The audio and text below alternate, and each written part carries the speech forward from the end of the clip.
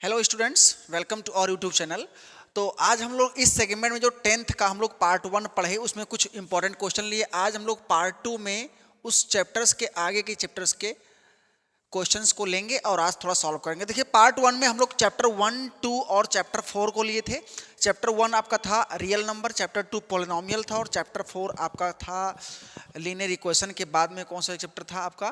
Quadratic equation. ठीक है, आज हम लोग लेंगे चैप्टर 3 आपका linear equation, pair of linear equation in 2 variables, और उसके बाद में एक चैप्टर आपका बहुत ही बेहतरीन और इंपॉर्टेंट है AP, that is arithmetic progression. ठीक है, तो इन दोनों चैप्टर से कुछ इंपॉर्टेंट इस तरह से क्वेश्चन लिए गए हैं जो कि बोर्ड के पैटर्न के हिसाब से इंपॉर्टेंट भी हैं, और दूसरी चीज उनके आसपास के अगर कॉन्सेप्ट्स को थोड़ा डिस्कस कर लेंगे तो लगभग चैप्टर्स के पूरे कॉन्सेप्ट्स हमारे जो है कवर हो जाएंगे। बस में आया कि नहीं आया?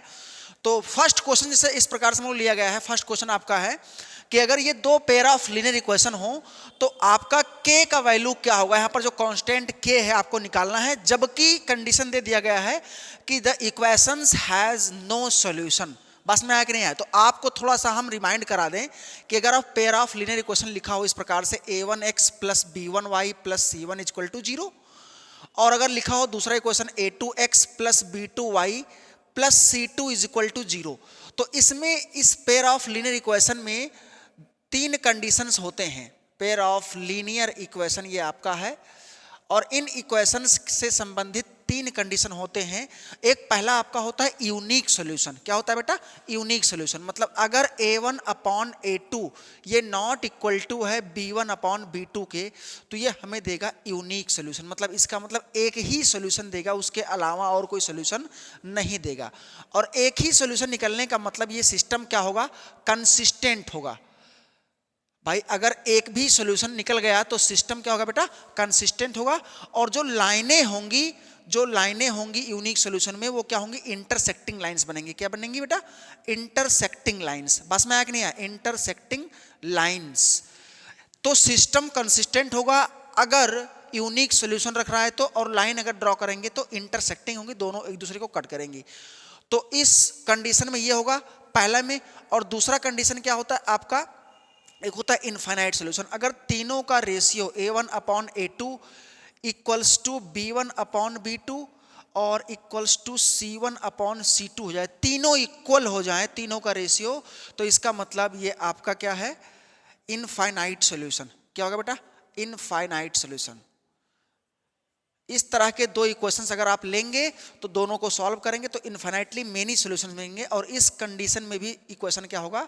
सिस्टम क्या होगा? कंसिस्टेंट होगा। अगर चाहे इनफाइनाइट सॉल्यूशन आए और चाहे एक ही सॉल्यूशन आए, और इस दशा में हमारा जो लाइनें बनेंगी वो क्या होंगी? कोइंसिडेंट लाइनें बनेंगी। क्या बनेंगी? Coincident lines. दोनों एक दूसरे पर कोइंसाइड कर जाएंगे। देखिए, थर्ड और लास्ट केस इसमें क्या है कि अगर a1 upon a2 is equal to b1 upon b2 हो, बट वो c1 अपॉन c2 के इक्वल ना हो, c1 अपॉन c2 के इक्वल क्या हो? ना हो, तो इस दशा में हमारा क्या बनेगा बेटा? इस दशा में बनेगा ये आपका यूनिक सॉल्यूशन होगा, और इनफाइनाइट सॉल्यूशन इसमें मिलेगा नो सॉल्यूशन। क्या मिलेगा? No solution. मतलब सिस्टम इनकंसिस्टेंट होगा। और इस केस में जो लाइन बनेगा, इस केस में वो पैरेलल लाइंस बनेगा। क्या बनेगा? पैरेलल लाइन बनेगा। मतलब अगर ग्राफिकली कोई क्वेश्चन शो करना हो, दोनों ग्राफ, दोनों लाइन पैरेलल हो जाएं, तो समझ जाओ कोई भी सॉल्यूशन नहीं होगा। तो हमें लगाना है थर्ड कंडीशन, क्योंकि हमें दिया हुआ है कि सिस्टम हैज नो सॉल्यूशन। तो नो सॉल्यूशन के लिए आप लोग जानते हैं कि जो है पैरेलल लाइंस बनता है और सिस्टम इनकंसिस्टेंट होता है। और इसके लिए हम लोग जानते हैं कि a1 upon a2 equals to b1 upon b2 not equal to c1 upon c2। अब आप देख रहे हैं कि यहां पर c1 और c2 इक्वल्स टू के लेफ्ट साइड में है या फिर इक्वल्स टू के दोनों राइट साइड में हो। देखो, जो दोनों इक्वेशन है, दोनों इक्वेशन एक ही फॉर्मेट में हो तभी आप इसको अप्लाई करिएगा। ये नहीं कि x इधर है दूसरे का y उधर, दोनों में x y एक ही साइड में, ऐसा नहीं, एक ही फॉर्मेट में। यहां पर इज इक्वल टू 0 है, मतलब फॉर्मेट सेम है। इसमें इज इक्वल टू में कांस्टेंट दोनों में लिखा है तो भी फॉर्मेट सेम है। अब एक में इज इक्वल टू 0 हो, एक में इज इक्वल टू कुछ कांस्टेंट हो, तब वो फॉर्मेट सेम नहीं होगा। बस में आया कि नहीं आया? तो हमारा इक्वेशन क्या है? क्वेश्चन फर्स्ट में दोनों इक्वेशन क्या है? एक आपका है बेटा k x plus 3y is equal to k minus 2, k x plus 3y is equals to k minus 2, ये फर्स्ट इक्वेशन है। दूसरा इक्वेशन है 12x प्लस के वाई इज इक्वल्स टू के, ये आपका सेकेंड इक्वेशन है। बस में अब दोनों को इधर लेके आ सकते हैं, दोनों को, या दोनों को उधर ही रखें, दोनों एक ही बातें हैं, अल्टीमेटली आंसर में कोई दिक्कत नहीं होगा। तो अगर इस कंडीशन को लगाएं तो a1 का मतलब k और a2 का मतलब दूसरे इक्वेशन वाला x मतलब 12, दैट इज अगर सिस्टम हैज नो सॉल्यूशन है तो यहां पर लिखेंगे फॉर नो सॉल्यूशन, इसके लिए क्या होगा k अपॉन 12, इसका मतलब a1 upon a2 equals to b1 upon b2, माने कि 3 upon k means 3 upon k, और is equals to not equals to c1 upon c2, मतलब कि k माइनस 2 अपॉन k। इस तरह से हम लोग इसको लिख सकते हैं। अब यहां पर आप देख सकते हैं कि तीन इनइक्वालिटीज या तीन एक्सप्रेशन हैं, एक ही एक्सप्रेशन में तीन चीजें क्वांटिटीज लिखी हुई हैं। ये दो तो इक्वल हैं, दोनों एक समान हैं, और ये दोनों में से कोई एक इसके इक्वल नहीं होगा। इसका मतलब यहां से हमें दो चीजें प्राप्त हो रही हैं, k upon 12 equals to 3 upon k, और कॉमा करके लिख सकते हैं 3 upon k not equals to k minus 2 upon k। बस में आया कि नहीं आया? तो इन दोनों क्वेश्चंस में, इन दोनों प्रॉब्लम्स में आप क्या कर सकते हैं कि अगर सपोज दैट आपको इस तरह से कंडीशन आ जाए तो इस दशा में हम लोग क्या करेंगे बेटा, इस दशा में आप दोनों को अलग कर सकते हैं। बस में आया कि नहीं आया? तो यहां पर हम लोग देख रहे हैं कि k upon 12 is equal to 3 upon k comma 3 upon k not equal to k minus 2 upon k। इस 3 अपॉन k की जगह पर आप k अपॉन 12, क्योंकि दोनों इक्वल हैं, इनमें से कोई भी एक को इसके इक्वल नॉट इक्वल कर दो। तो अब देखो इस वाले से क्या मिलेगा, इससे आपको मिल जाएगा, यहां पर देख लीजिएगा, इससे आपको मिल जाएगा k square is equal to 36। बस में आया कि नहीं आया? और इससे क्या मिलेगा, इससे आपको मिल जाएगा, इससे आपको मिल जाएगा 3k into multiply 3k not equals to, sorry 3k not equals to k into k minus 2, k into k minus 2, इस तरह से। बस में आया कि नहीं आया? 3k not equals to k into k minus 2। Clear है बेटा? तो अगर इसको हम सॉल्व करें तो ये लिखा है k square minus 36 is equal to 0, मतलब एक ब्रैकेट में k माइनस 6 और एक ब्रैकेट में k plus 6 is equal to 0। तो यहां से आपको मिल गया k is equal to 6 comma k is equal to minus 6। बस में आ गया नहीं? तो एक आपका मिल गया k इज इक्वल टू 6 और दूसरा क्या मिल गया बेटा, k is equal to minus of 6। Clear है? तो ये दो चीजें आपको इन दोनों फैक्टर से मिलेगा। इससे आपको k is equal to 6, k is equal to minus 6 यहां से मिलेगा, और इसको अगर सॉल्व करें तो ये लिखा है 3k not equal to k square minus 2k, और इसको भी इधर लाएंगे तो इसका मतलब ये आपका हो जाएगा k square minus 5k, minus 3k इधर में आएगा, नॉट इक्वल टू इधर 0 बचा, तो यानी k into k minus 5 not equal to 0। इसका मतलब k not equal to 0 comma k not equal to 5, तो इनमें से कुछ मैच नहीं कर रहा है। इसका मतलब k इज इक्वल टू 6 और माइनस 6 जो इससे आपको मिल रहा था, k is equal to 6 comma minus 6 जो आपको दो वैल्यूज मिल रही थी, ये दोनों ली जाएंगी, क्योंकि जो नॉट इक्वल टू वाले में आ रहे थे वो 0 और 5 आ रहे थे। बस में आया कि नहीं आया? तो इसमें कोई मैचिंग नहीं हो रहा है, तो इसका मतलब जो मैचिंग नहीं हो रहा है वही हम लोग लेंगे। अगर ये भी इक्वल टू होता, ये भी इक्वल टू, ये भी इक्वल टू, तो जो मैच करता ओवरऑल तो उसमें से लिया था। बस में आया कि नहीं आया? तो इस हिसाब से हम लोग इसको पढ़ा गया कि इस कंडीशन में आपका जो होगा k की वैल्यूज इस तरह से आएंगी और इस तरह से आपको लेना है, और अल्टीमेटली अगर देखा जाए तो यहां पर जो k आया है आपका, k इज इक्वल टू जो आया है वो 6 और माइनस 6 आए हैं, और नॉट इक्वल टू में 0 और 5 आए हैं। तो उन दोनों में कोई समानता नहीं है, इसलिए k की वैल्यू 6 और -6 ही मानी जाएगी, क्योंकि नॉट इक्वल टू में 0 और 5 से हमको मतलब नहीं है। बस में आया कि नहीं आया? अगर मान लीजिए k नॉट इक्वल टू, एक में 6 आया था यहाँ पर, k नॉट इक्वल टू 6, तब 6 वाले को हम लोग नहीं लेते और यहाँ इक्वल टू भी 6, तो उसमें चीजें वेरीफाइड हैं, आपका k की वैल्यू 6 और -6 होगा। बस में आया कि नहीं आया? तो इस तरह के क्वेश्चन भी पूछे जाते हैं।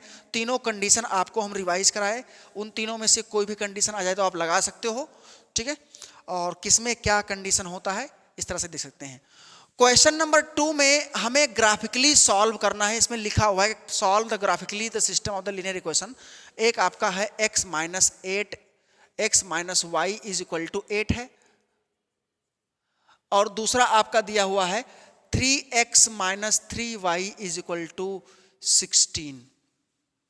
बस में आया कि नहीं आया? तो अगर हम ग्राफ ड्रॉ करने जाएंगे,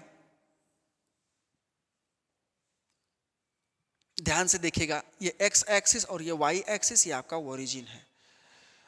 ये x y का निगेटिव पार्ट y डैश मान सकते हो, x का निगेटिव पार्ट x डैश मान सकते हैं।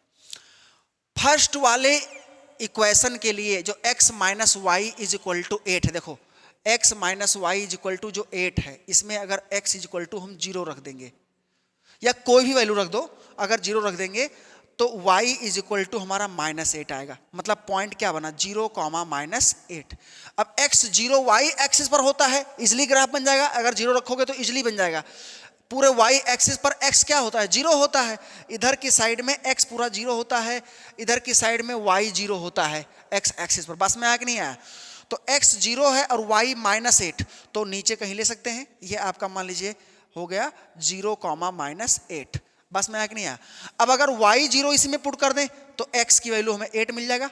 x वैल्यू क्या मिल जाएगा, 8 मिल जाएगा। y 0 पुट कर देंगे तो y 0 मतलब ये वाला लाइन और x 8 इधर कहीं होगा, तो इसका मतलब ये आपका हो गया 8, 0। ठीक है, ये क्या बन गया बेटा, 8, 0। पहले x लिखते हैं, अब इन दोनों को ज्वाइन करा देंगे तो हमारा क्या बन जाएगा, ग्राफ। और थोड़ा सा आगे बढ़ा देंगे तो ये ग्राफ किसका है, ये ग्राफ आपका है x minus y is equal to 8 का। और दूसरा क्या था आपका, दूसरा था 3x minus 3y is equal to 16। अगर आप इसमें x इज इक्वल टू 0 लेते हैं तो y की वैल्यू -16/3, मतलब पॉइंट बन गया 0, -16/3। अब -16/3 इसका मतलब 5 से तो ज़्यादा आएगा, 5 से 15 होता है। तो इस तरह से हम लोग ले सकते हैं -5 -16/3, तो ये आपका होगा 0, -16/3। क्लियर है इस तरह से।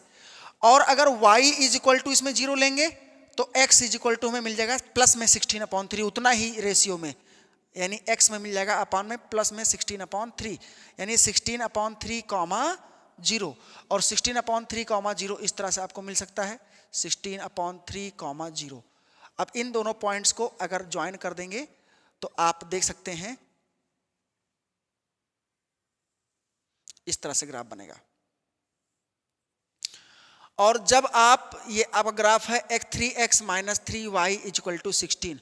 अब आप देख सकते हैं कि इनमें कोई भी इंटरसेक्शन नहीं लग रहा है। इसका मतलब ये हुआ कि अगर हम लोग देखा जाए तो ये दोनों लाइनें क्या हैं, पैरेलल हैं। बस में आया कि नहीं आया? सबसे पहली चीज भाई, पैरेलल लाइन की खास बात क्या होता है, अगर ये दोनों लाइनें क्या हैं, ये लाइनें आपकी पैरेलल हैं, these lines are parallel, parallel lines हैं। इसका मतलब पैरेलल लाइन्स में कोई सॉल्यूशन नहीं होता है, नो सॉल्यूशन। कहीं इंटरसेक्ट ही नहीं होंगी, कहीं कट ही नहीं करेंगी, तो इनके बीच कोई कॉमन पॉइंट नहीं होगा, और कॉमन पॉइंट नहीं तो इसका मतलब नो सॉल्यूशन। क्लियर है बेटा? पैरेलल कैसे पता किए, अगर आप देखें a1/a2 कितना आ रहा है, 1/3, और b1/b2 ये कितना आ रहा है आपका, ये -1/-3 मतलब 1/3, और c1/c2 अगर देखा जाए तो 8/16 मतलब 1/2। अर्थात हमें मिल गया a1/a2 is equal to b1/b2 और नॉट इक्वल टू c1/c2, मतलब ये लाइनें पैरेलल हैं। ये कंडीशन किसका है, पैरेलल का है। बस में आया कि नहीं आया? तो इस तरह से हम लोग देखें कि इस दोनों लाइन को अगर ग्राफिकली आप सॉल्व करेंगे तो दोनों लाइनें क्या हैं, पैरेलल हैं, इनके पास कोई सोल्यूशन नहीं है, that is a system inconsistent है। बस में आया कि नहीं आया? तो इस तरह से हम लोग दोनों चीजों को सॉल्व करके ग्राफिकली भी ऑब्जर्व कर सकते हैं, ग्राफ बना करके। ठीक है, ट्रायंगल का एरिया निकालने का आ जाए, जो इसके पार्ट के बीच में बचा हुआ है, तो हम लोग निकाल देंगे, बेस इंटू हाइट से 1/2।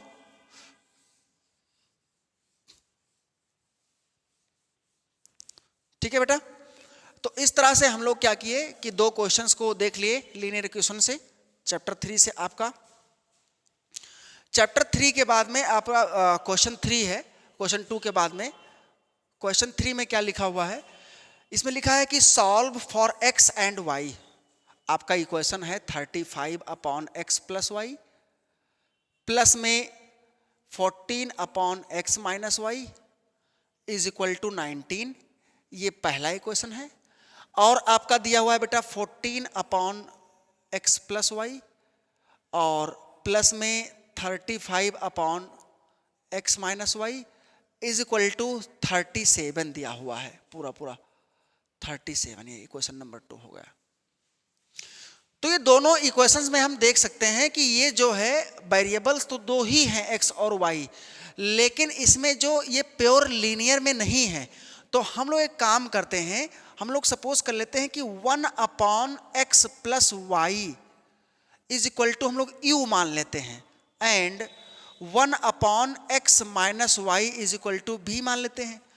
तो अगर u और b मान लेंगे तो इक्वेशन फर्स्ट क्या बन जाएगा? इक्वेशन फर्स्ट क्या बनने वाला है? 35/x प्लस वाई था, 1/x प्लस वाई u मान लिए हैं, तो 35u plus 14v is equal to 19। ये आपका हो गया इक्वेशन नंबर 3। और सेकेंड इक्वेशन किस तरह से बन जाएगा? इक्वेशन नंबर 2 आपका क्या फॉर्मेट ले लेगा? 14u, ये ध्यान रखिएगा, ये आपका 14u लिखा हुआ है, plus 35v is equal to 37। ये आपका इक्वेशन नंबर 4 हो गया। अब हमें इन दोनों इक्वेशंस को सॉल्व करके u और v निकाल देना है, ताकि x और y में पुनः दो इक्वेशन मिलके उनको सॉल्व करके x y निकाला जा सके। बस में आया कि नहीं आया? तो अगर इन दोनों इक्वेशंस को सॉल्व करेंगे तो u और v मिलेगा, लेकिन आप देख सकते हैं कि यहां से ये इन दोनों इक्वेशंस को सॉल्व करने के लिए आप कोई भी मेथड अप्लाई कर सकते हो, चाहे एलिमिनेशन, चाहे सब्स्टिट्यूशन, और या फिर क्रॉस मल्टीप्लिकेशन, जो भी आपको अच्छे से आ रहा है उसको। इसमें कोई जो है रिस्ट्रिक्शन नहीं लिखा हुआ है। तो अगर हम देखें एलिमिनेशन से थोड़ा सॉल्व करें, इक्वेशन नंबर 4 में अगर हम लोग एक काम करें, या थर्ड में इक्वेशन नंबर इसमें 3 में, इक्वेशन नंबर 3 में एक काम करते हैं, 14 से मल्टीप्लाई करा दें और इसमें 35 से, ताकि एक कोफिशिएंट हमारा सेम हो जाए। बस में आया कि नहीं आया? तो इसमें मल्टीप्लाई कराते हैं किससे? 14 से, और इसमें 35 से। तो आप देख सकते हो कि ये क्या हो जाएगा। तो इस तरह से अब हमारा दो इक्वेशन क्या बनने वाला है, वहां पर मल्टीप्लाई लिख दिए, तो 14 इंटू 35, 14 इंटू 35 u प्लस 14 का स्क्वायर इंटू यू। अब भाई 14 एक पहले से था, तो 14 का square into u is equal to 19 into 14, 19 into 14, ये बन गया। और 35 से आप मल्टीप्लाई कराने मत फंसिए, आप डायरेक्ट लिख दीजिए। 35 से कराओगे तो 14 पहले से है, तो 14 इंटू 35 यू प्लस 35 का स्क्वायर इंटू वी। ठीक है बेटा, यहां पर भी हुआ, इज इक्वल टू 37 इंटू 35। अब अगर इसमें से माइनस करें हम लोग, तो ये तो साइन चेंज होगा, माइनस माइनस माइनस, और ये हो जाएगा कैंसिल। आपका क्या मिला यहां पर? 14 का स्क्वायर माइनस 35 का स्क्वायर और इंटू भी इज इक्वल टू, अब इन दोनों को मल्टीप्लाई करा लें, तो 14 9 या 19 1 जा, 19 1 जा कितना होता है बेटा? 19 1 जा 19 4 जा 76, और 19 1 जा 19, और 76 में कैरी 7, तो 19 और 7 26, और 35 और 37 को मल्टीप्लाई कराते हैं, तो 37 को 35 से मल्टीप्लाई कराएंगे, तो 7 5 35, 5 3 15 और 3 18, 7 त्रिक 21, 3 त्रिक 9 और 2 11, आपका हो जाएगा 5 9 और 2 1, यानी 12 माइनस में 1 2 9 5। अब ध्यान दीजिएगा, लेस माइनस ग्रेटर इधर भी है और लेस माइनस ग्रेटर इधर भी है, तो इसका मतलब दोनों तरफ माइनस कॉमन ले लें तो ये ऐसा हो जाएगा 35 स्क्वायर माइनस 14 स्क्वायर पहले हो जाएगा, तो इसका मतलब 35 प्लस 14 एक ब्रैकेट में और 35 माइनस 14 एक ब्रैकेट में इंटू भी इज इक्वल टू, इसमें से हम लोग 266 को माइनस कर लेते हैं तो कितना आएगा 15 से 6 9, 8 से 6 2 और इधर 11 से 9, तो 929 इतना बचेगा। तो अगर देखा जाए तो ये क्या लिखा है अल्टीमेटली 35 और 14 49 इंटू मल्टीप्लाई कराएंगे तो 35 माइनस 14 जाएगा तो कितना बचेगा बेटा, यहाँ पर बचेगा आपका 21 इंटू भी इज इक्वल टू 2929। तो अगर यहां से v की वैल्यू निकालें तो v अल्टीमेटली कितना आ रहा है 929 अपॉन 49 इंटू 21। अब 21 से इसको अगर कैंसिल करें या 3 से कैंसिल करें तो 7 3 21 और 3 3 जा 9, 3 से कैंसिल नहीं होगा, 7 से कर लीजिए, देख लीजिए 7 से करते हैं तो 7 1 जा 7 और 2 9, 7 1 जा 7 और 2 9, तो इसका मतलब 7 3 जा 21, इससे भी नहीं कटेगा तो कहां से कैंसिल होगा, ये इस तरह से आपका ये कैंसिल नहीं होगा। देख सकते हैं आप कितना आएगा अल्टीमेटली ये आंसर।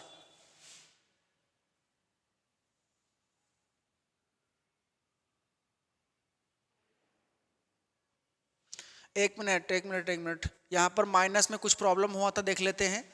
अगर 12 9 5 से माइनस करोगे तो 15 से 6 9 बचेगा, 8 से 2 ये आपका 1029 यानी 1029 आएगा, 929 नहीं भाई, ये आपका आ जाएगा 1029 1029, गलती नहीं करना है बेटा।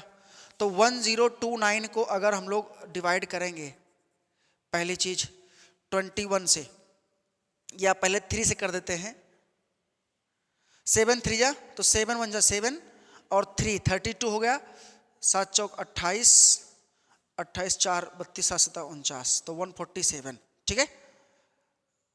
और 3 से करते हैं इसको तो आपका कितना हो जाएगा बेटा 4 3 जा 12 12 और 9 तो 49 से 49 यानी v इज इक्वल टू 1 आ रहा है ultimately, v is equal to कितना आ रहा है 1 आ रहा है, इसका मतलब v इज इक्वल टू 1, तो v इज इक्वल टू 1 हमारा ये आंसर हो गया। अब अगर इक्वेशन 3 में देखिएगा अगर v is equal to 1 put करें तो ये कितना लिखा हुआ है 35u plus 14 into 1 is equal to 19 था, तो 35u is equal to 19 minus 14 तो कितना बचेगा 5, तो u is equal to 5 upon 35 यानी 1/7, तो u is equal to 1/7, v is equal to 1/1 मतलब 1 और u इज इक्वल टू यहां पर ऊपर ही लिख दें u इज इक्वल टू 1/7 आ रहा है आपका। तो अब u और v हमें मिल चुका है, इसका मतलब ये हुआ कि आपका ये जो इक्वेशन था दोनों ये किस तरह से अब हो जाएगा बेटा, ध्यान दीजिएगा।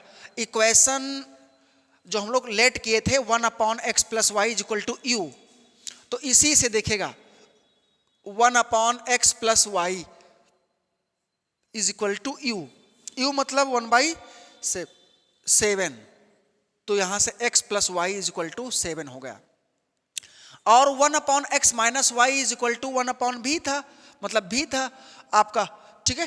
तो v की वैल्यू 1 आया है तो इसको भी रिवर्स करेंगे तो x minus y is equal to 1। अब इन दोनों को अगर ऐड कर लें, मान लीजिए इसको 5 मान लिया जाए, इसको 6 मान लें, तो इन दोनों को ऐड करेंगे, यहां पर देखिएगा 5 और 6 को ऐड करोगे तो x और x 2x और y से y कैंसिल और इज इक्वल टू 8, तो x इज इक्वल टू 8/2 मतलब 4 और x इज इक्वल टू 4 तो y इज इक्वल टू 3, क्योंकि दोनों का ऐड 7 आ रहा था, y इज इक्वल टू 3। तो ये हमारा प्रॉपर x और y का सॉल्यूशन हुआ, ठीक है बेटा। तो इस तरह से हम लोग देखें कि x और y दोनों इस तरह से निकाल सकते हो, पहले एक दूसरे वेरिएबल में चेंज करके, फिर उन दोनों को सॉल्व करेंगे एलिमिनेशन मेथड से, फिर वहां से अगर प्रॉपर आप कैलकुलेशन अच्छे से करोगे तो आपको एक आंसर मिलेगा u और v का, फिर से अल्टीमेटली यहाँ x y में दो इक्वेशन बनेगा, उनको एलिमिनेट करके x y निकल जाएगा। तो यहां से हम लोग ये देखें कि अगर इक्वेशंस इस प्रकार से दिए हुए हो जो कि प्रॉपर लीनियर ना हो, तो आप पहले उनको प्रॉपर लीनियर फॉर्म में बना लीजिए ताकि अच्छे से सॉल्व हो सकें। लीनियर फॉर्म में बनाते समय ध्यान दीजिएगा, आप कोई दूसरा वेरिएबल्स मानेंगे जो आपके सिमिलर x प्लस वाई या x माइनस वाई, कभी कभी under root x under root y करके दे देता है, तब भी आप उसको u और भी मानेंगे। बस में आया कि नहीं आया, फिर वहां से निकल जाएगा x और y सॉल्व होने के बाद। तो आइए अगला क्वेश्चन हम लोग सॉल्व करते हैं। नेक्स्ट वाला हमारा क्वेश्चन क्या है?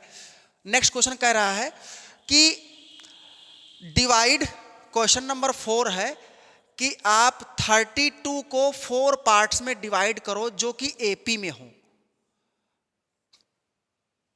बस में आया कि नहीं आया? तो हम लोग जानते हैं कि अगर 3 टर्म्स आपको एपी में लेना है, ध्यान दीजिएगा, अगर 3 टर्म्स एपी में लेना है तो अपने से अगर आप लोग लेना है तो आप सिस्टमेटिकली ले सकते हैं जो कि कैलकुलेशन के लिए भी इजी हो। वैसे तो एपी की पूरी सीरीज हम लोग जानते हैं ए प्लस डी, ए प्लस 2d, डी आप डिफरेंस बढ़ाते जाओ, ये भी एपी में है, लेकिन ऐसा मानने पर कैलकुलेशन बहुत ज़्यादा हो जाएगा और आपको ज़्यादा सॉल्व करना पड़ेगा। इसलिए हम लोग क्या ले लेते हैं, ए माइनस डी कॉमा ए और ए प्लस डी, ये 3 टर्म्स ऑफ एपी हैं। लेकिन जिस दिन 4 टर्म्स आपको एपी में लेना पड़े तो आप 2 का डिफरेंस ले सकते हो। बस में आया कि नहीं आया? तो यहां से अगर देखा है तो क्या है बेटा, आपका ए माइनस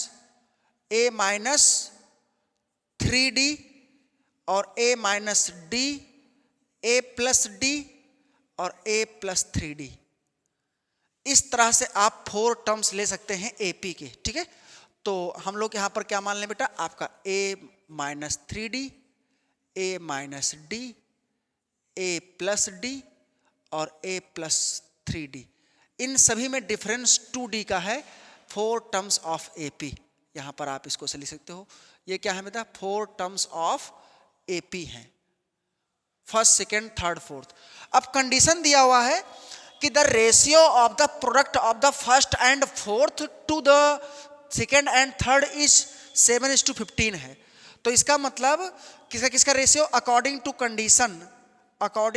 कंडीशन अगर देखा जाए क्वेश्चन में, तो हमारा क्या दिया हुआ है, ratio of product of second and for first and fourth, first multiply fourth upon second multiply third is equal to 7/15 दिया हुआ है।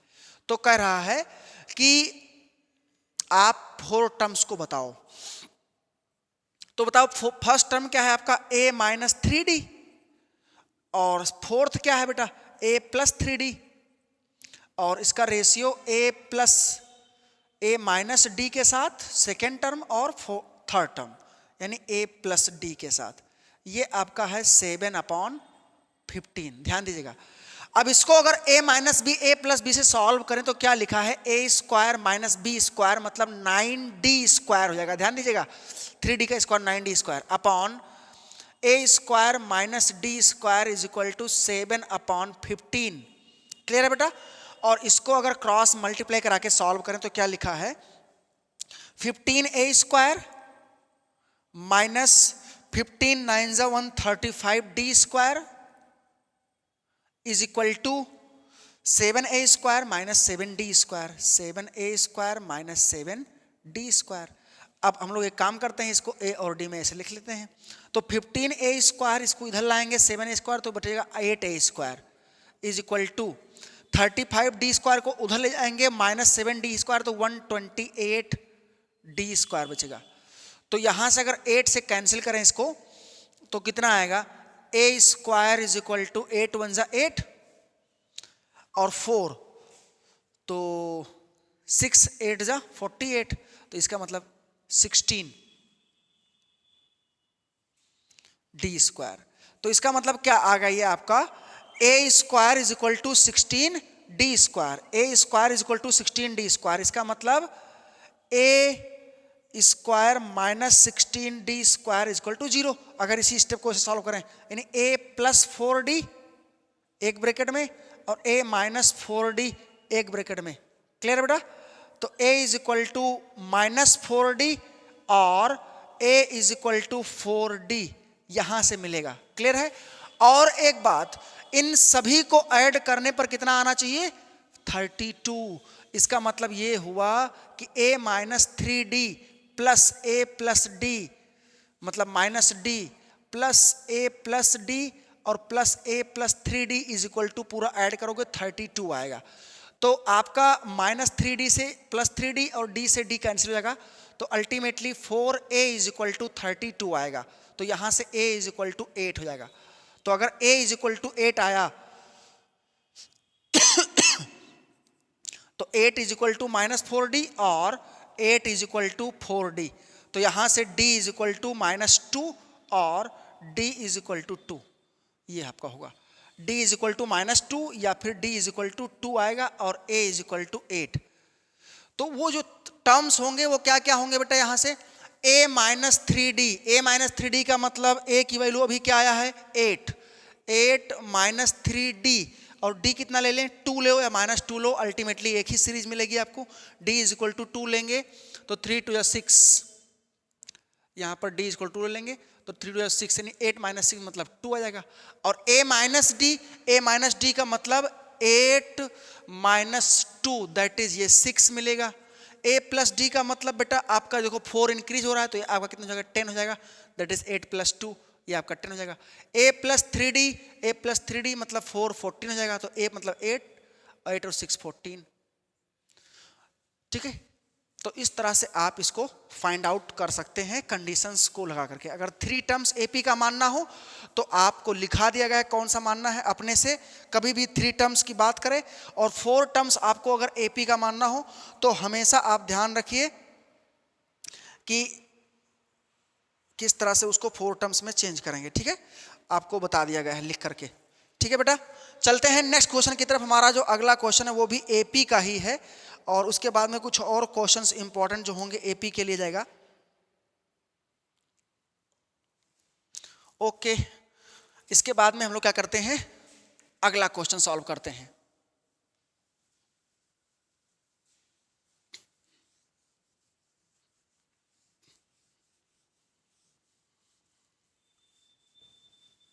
क्वेश्चन नंबर 5 आपका इसमें जो है वो AP से फिर लिया गया है और उसमें कहा जा रहा है कि अगर Sn जो है किसी सम ऑफ n टर्म्स को रिप्रेजेंट कर रहा हो, किसी AP के सम ऑफ n टर्म्स के, तो आपको प्रूव करना है। क्वेश्चन नंबर 5 आपका लिखा हुआ है कि अगर Sn sum of n terms of AP है, sum of n terms of AP, तो आपको शो करना है, प्रूव करना है कि S12 is equal to 3 times S8 minus S4। S12 का मतलब sum of the 12 terms of the AP, S8 का मतलब n is equal to 8 sum of the 8 terms and sum of the 4 terms. ये representation है। तो हम लोग जानते हैं Sn इज इक्वल टू, पता है हम लोगों को, n/2 और ब्रैकेट में 2a plus n minus 1 into D. अगर किसी AP का फर्स्ट टर्म A हो, कॉमन डिफरेंस D हो, तो n टर्म्स का सम का फार्मूला ये होता है। बस में आया कि नहीं आया? तो यहां से अगर हम लोग S12 निकालें, पहले तो तीनों को निकाल दीजिए आप इजिली, तो 12 अपॉन 2 और 2a प्लस 12 माइनस 1 मतलब 11d, और ये आपका होगा 6 times 2a plus 11d। Clear बेटा? तो ये आपका होगा S12, तो इसको इक्वेशन फर्स्ट मान लीजिए। एंड S8 का मतलब 8/2 और ब्रैकेट में 2a plus 8 minus 1 that is 7d, तो ये आपका आ गया 4 times 2a plus 7d। Clear बेटा? ये आपका सेकेंड इक्वेशन हो गया S8 is equal to, and last में S4 का मतलब 4 अपॉन 2 और ब्रैकेट में 2a प्लस 4 माइनस 1 मतलब 3d, और 4/2 का मतलब 2 और 2a प्लस 3d, ये आपका होगा इक्वेशन 3। अब ध्यान रहे आप एक तरफ कैलकुलेट कर लीजिए कि लाइए देख लेते हैं S8। Now S8 minus S4 कितना मिल रहा है आपको, इस बात को हम लोग एक तरफ क्लियर कर लेते हैं। S8 का मतलब बेटा 4 टाइम्स 2a प्लस 7d, इसका मतलब 4 2 जा 8a, देखो 4 2 जा 8a minus 28d, sorry plus में 28d और माइनस S4 का मतलब 4a plus 6d, 4a plus 6d, इस तरह से। तो बताओ 8a माइनस 4a बचेगा और 28d माइनस प्लस माइनस होगा 6d, तो कितना बचेगा, प्लस में कितना बचेगा आपका 12। हमें डिवीजन नहीं आ रहा, माइनस नहीं करने नहीं आ रहा है, आप लोग बताओ 28 माइनस 6 तो 22d। क्लियर हुआ कि नहीं हुआ? अब आप बताओ S8 कितना था, यहां से 4 कॉमन है कि नहीं कॉमन है, सभी लोग बताओ। S12 यहां से क्या कॉमन ले लिया जाए, 2a प्लस 11d। अगर हम लोग देख लें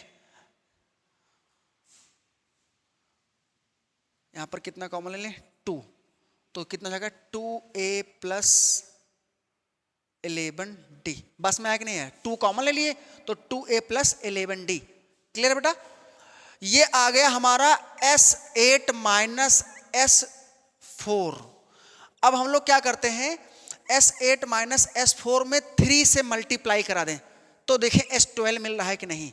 तो इसका मतलब this imply that 3 times S8 minus S4 is equal to 3 times 2 और ब्रैकेट में 2a प्लस 11d। ये जो आपका वैल्यू था S8 माइनस S4 की ये वैल्यू, इसमें दोनों तरफ 3 से मल्टीप्लाई करा दिए तो 3 2 जा 6 और 2a प्लस 11d। और ये किसकी वैल्यू है, इक्वेशन फर्स्ट में अगर देखें, इक्वेशन फर्स्ट में 6 times 2a plus 11d S12, ये किसकी वैल्यू है बेटा, S12। Therefore S12 is equal to 3 times S8 minus S4। तो इस तरह से हम लोग इसको प्रूव कर चुके हैं। बस में आया कि नहीं आया? तो क्वेश्चन में थोड़ा सा प्रूविंग वाले में आपको बहुत ज़्यादा ध्यान नहीं देना है, बस थोड़ा सा देखना है क्या प्रूफ करना है, आखिर आपको क्या दिखाना है और हमें क्या गिवन है, हम आगे क्या कर सकते हैं। क्लियर है बेटा? इस तरह से अब आपको हम चलते हैं कुछ कॉन्सेप्ट एपी के बताते हैं जो कि शायद आपको जरूर काम आएगा। ध्यान से अगर आप क्वेश्चंस को सॉल्व करेंगे आप उसको डायरेक्ट भी यूज कर सकते हैं और थोड़ा सा इंटरेस्टिंग बना करके। ठीक है बेटा? एपी में हम लोग जानते हैं कि सम ऑफ द एन टर्म्स हमेशा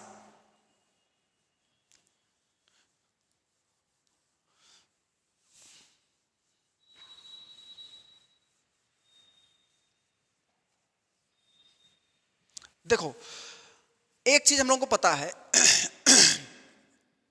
कि Sn मतलब sum of the n terms of AP, sum of n terms of AP, ये पहले से पता है। इसका मतलब n/2 फॉर्मूला भी पता है, 2a plus n minus 1 into D होता है। एक चीज पता है कि अगर हम लोग Sn से माइनस कर दें Sn माइनस 1 को, Sn से अगर हम लोग माइनस कर दें Sn माइनस 1 को तो हमें Tn या फिर इसी को An बोलते हैं, मिलने लगता है। ठीक है?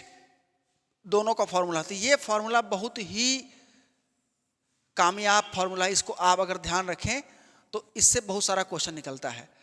और एक चीज ध्यान दीजिएगा, यहां पर Sn के फॉर्मूले का थोड़ा सा अगर पोस्टमार्टम करें, देखा जाए Sn is equal to n/2 और ब्रैकेट में 2a plus n minus 1 into D मतलब nd माइनस डी, और इसको अगर मल्टीप्लाई कराएं इसके अंदर में तो n/2 multiply 2a plus n/2 multiply nd minus D, तो 2 से 2 तो कैंसिल होगा, इसका मतलब ये आपका आ गया na प्लस में n square d by two minus में एन डी अपॉन टू।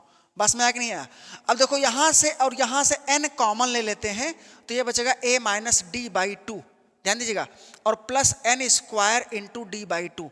अब एन स्क्वायर को थोड़ा पहले लिखे तो क्या लिखा है? N square into d by two, ठीक है, और प्लस में n times a minus d by two. ध्यान दीजिएगा, मतलब जो कॉफिशिएंट यहां है वही यहां पर d बाई टू है, तो ये होता है Sn। तो अगर कभी भी आपको Sn दे दे तो Sn में ध्यान रखिएगा आपको n स्क्वायर जरूर देगा, और Tn में क्या देगा? Tn मतलब a plus n minus one into d. बस में आया कि नहीं आया?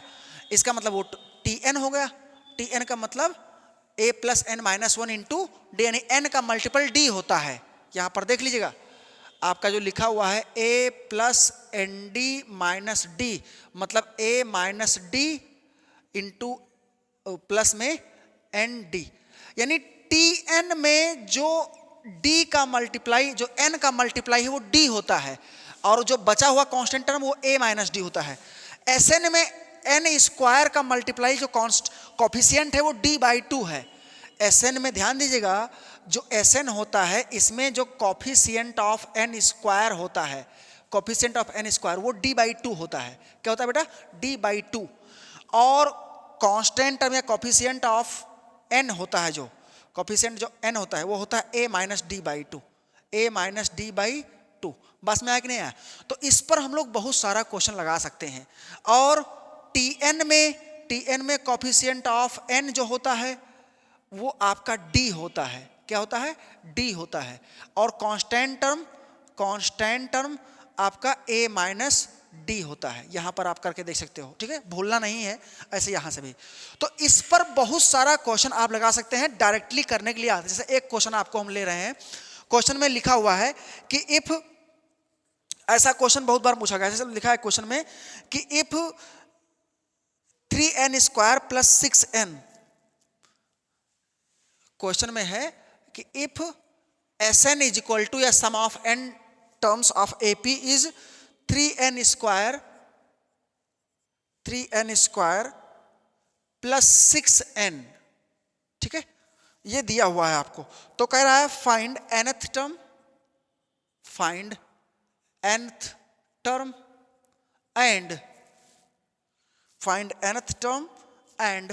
15th टर्म, ये आपका दिया हुआ है। Find nth term and 15 term of the AP। ये बहुत ही बेहतरीन क्वेश्चन है अगर देखा जाए तो इस क्वेश्चन को अगर सॉल्व करें इसी कॉन्सेप्ट से, तो आइए थोड़ा सा देखते हैं। हम लोग अभी भी सीखे हैं कि Sn में हमेशा n स्क्वायर और n रहता है। क्लियर है बेटा? तो n स्क्वायर का मतलब coefficient of d by two, n square का मतलब coefficient of d by two,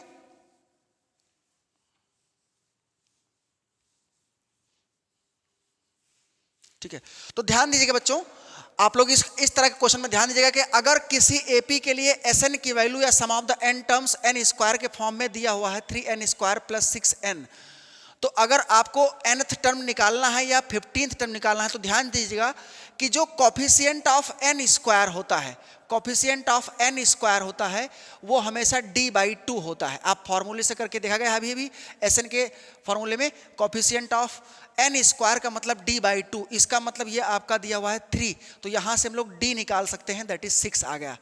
cross multiply करेंगे। एंड कॉफिशिएंट ऑफ n जो होता है, कॉफिशिएंट ऑफ n जो होता है वो ध्यान दीजिएगा आपका a minus d by to होता है, a minus d by to. इसका मतलब ये आपका कितना है बेटा? ये कितना है? 6 दिया हुआ है। क्लियर बेटा? तो इसका मतलब ये हुआ कि a is equal to 6 plus d by two, और डी बाई टू 3 था, तो इसका मतलब ये क्या हो गया आपका? 9। इसका मतलब इन दोनों को ऐड करने पर ये जो n और n स्क्वायर को ऐड कर दें दोनों को, तो वो a होता है। बस में आया कि नहीं आया? तो हमें a इज इक्वल टू 3 9 और d इज इक्वल टू 6 यहां से मिल गया है। तो अगर आपको nth टर्म निकालना है, nth term of the AP मतलब जनरल टर्म निकालना है, दैट इज an निकालना है, तो क्या होता है? a plus n minus one into D. इसका मतलब a की वैल्यू आपका 9 plus n minus one into D कितना है? 6। तो 9 प्लस 6n माइनस 6, 9 माइनस 6 3, इसका मतलब 3 प्लस 6n या 6n प्लस 3, ये आपका हो गया nth टर्म। अगर 15 टर्म बोल रहा है आपको, 15 टर्म, तो यहाँ पर n इक्वल टू 15 पुट कर दीजिए, ठीक है। तो 3 प्लस 6 इंटू 15 यानी 3 प्लस 90 दैट इज 93। तो इस तरह से आप बहुत ही कम टाइम में सॉल्व कर सकते हैं। क्लियर बेटा, SN वाले फार्मूले से। तो आई होप आप लोग अच्छे से समझे होंगे ऐसे टाइप के कॉन्सेप्ट्स को, और यहाँ से आप लोग करके देख सकते हैं, ठीक है। Thank you everyone.